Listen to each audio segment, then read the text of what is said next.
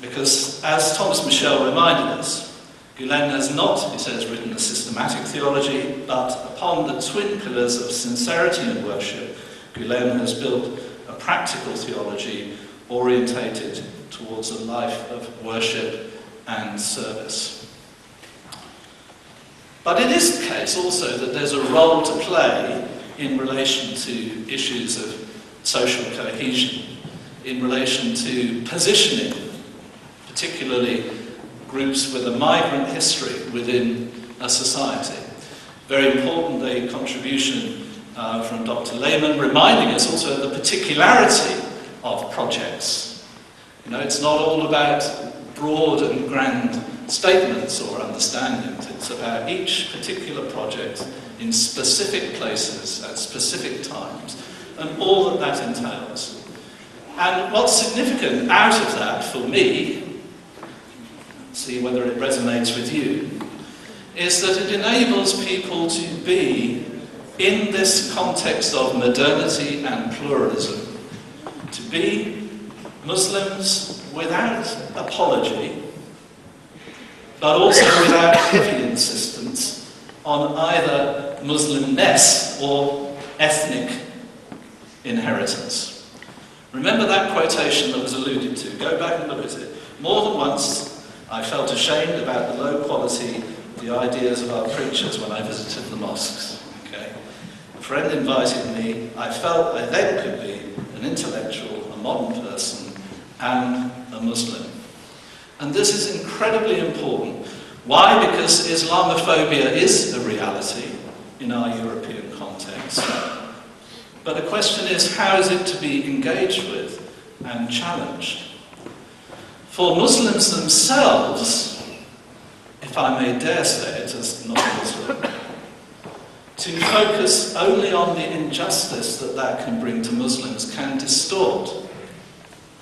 Please don't misunderstand me, because for those of us who are not Muslims, we have the responsibility to challenge and combat that, identify it as clearly as we possibly can. But for those who are Muslims, and as Fethullah Gülen, or my understanding of his teaching, and also the development in the socio-political context of Turkey, as we've heard in one of the other papers, has tried to emphasize, is that to be a Muslim in reaction to something, to try to base one's identity as a reactive thing, is at best limiting, and at worst distorting, and at very worst turning into something that then becomes combative towards others. Whereas, to be able to be confident of being Muslim, not shaped by reaction, but shaped by the sources of Islam, by an emphasis on that which can be universally shared with people of other faiths and also goodwill of no faith, and a willingness to engage in practical projects together, and all that that entails in terms of being ready to be challenged mutually and to learn from one another. That is something that can give strength to Muslims and offer so much of importance to the wider European society. Then we've heard also about finance and organisation in the movement. In a way, the two things go together because, as has been pointed out in those two papers, individuals can only do so much. We can answer individual need that we see in individual ways.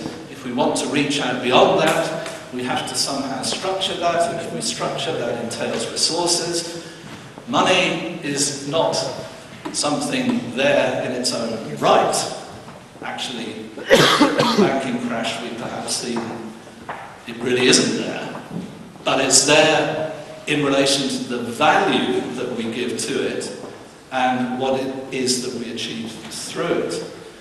And the coming together of those two sides, finance and organisation, and thinking about that, both require, in any society that's certainly modernly structured, accountability. capabilities, readiness for a fair degree of transparency, being auditable by external bodies who have nothing whatsoever to do with one's own faith group perspective or whatever, and therefore are things that in themselves, while sometimes they can become constraining upon inspiration as a source of action, are nevertheless things which ought to give confidence to the wider society that it's possible to work cooperatively with groups that are religiously inspired, that don't necessarily do everything in a bureaucratized way, but can make an important contribution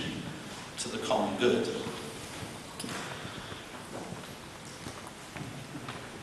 About gender, our colleague who was speaking insisted, rightly, I'm talking about something important. And it seems to me, from the observations that I've been able to make over the years, this is not research, but observation, that opportunity has been extended against both traditional religious and cultural backgrounds in relation to women who are engaged in the movement. What I thought was particularly interesting also in the presentation made was, do you remember where she said, perhaps a more interesting research question is not only about what is the case now, but what will or might become the case also as the future goes on. And these questions, of course, are not only to be focused on one community, religious, ethnic or otherwise. Some of the terrible things that happen in terms of the situation of women, for example, domestic violence, it has not taken migrant communities or religious minorities that those things are known in Europe. So we have a shared and mutual responsibility in tackling these questions. So I'm going to try to draw to a close now, so I don't try your patience too much more, but just with two things towards the end. One is that over the years in which I've had some experience of the movement, it has always struck me that it is a movement that does, first of all, make space for others, and does invite others to interpret and critique it. There are a lot of religious groups of all religion backgrounds who do not do that and would never really be willing to engage with it, even at a minimal level. And it's not an easy thing for a group to do. And it may not be 100% transparent in that interchange, but it's a big step in a direction that's important, from which many other religious groups and organisations might usefully learn. And the second part of that, something that follows from it, is that I would say that the fact that that is possible in this group comes from its religious inspiration. It comes from its Muslim and Islamic roots. It's not something that one has to depart from those things in order to welcome the engagement or the critique of others. It's precisely because of them. And I want to, in a sense, encourage that recognition. And for those of us who are outside either Islam or the movement in any signed-up sense, perhaps sometimes we don't take the opportunities that are given to us, or the invitations that are made, actually to be as clear or as open that we could be. But that's not the movement's fault. That's our responsibility if we don't take it. And so, in closing, I was really pleased that the organisers were brave enough to include comedy in a gathering like this. Wasn't that, I think, great? It's not easy to do that, actually, to take a risk. Sometimes comedy can be a bit of a risk or a bit risque, particularly in a plural audience.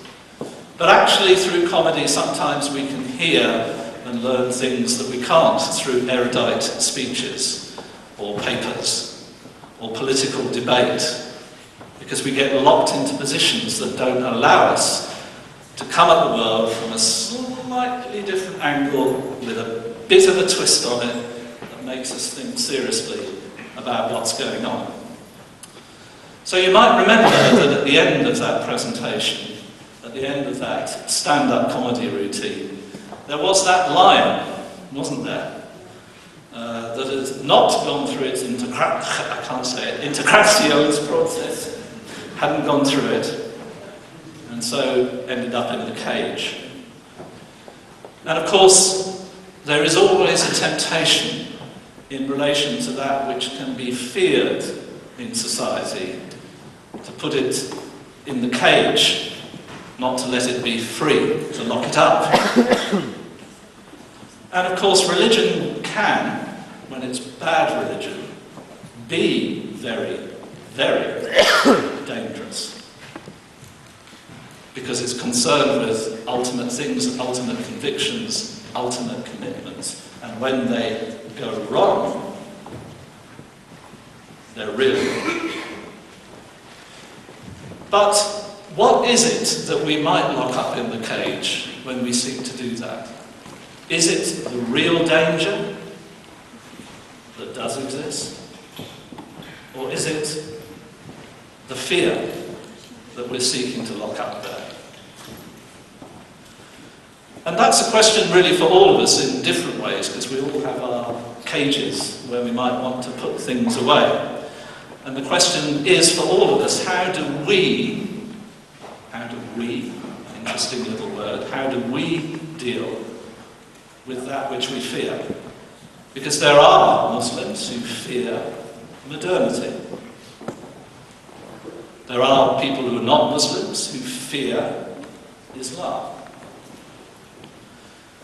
The challenge and the question I'd suggest in front of all of us is, with an inclusive we, how do we all find a way of wrestling with those things that can make us lock up things in fear?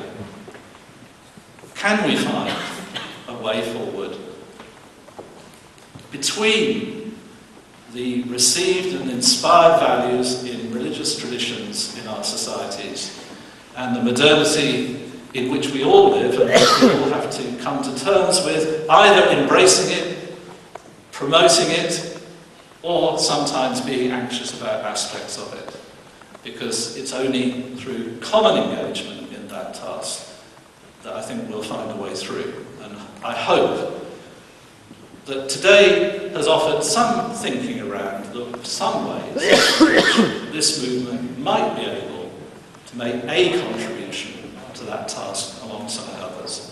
So thank you for all of the speakers, all of the presenters, all of you in the audience, the questions, debates that have gone on. It's been a good day together, I think.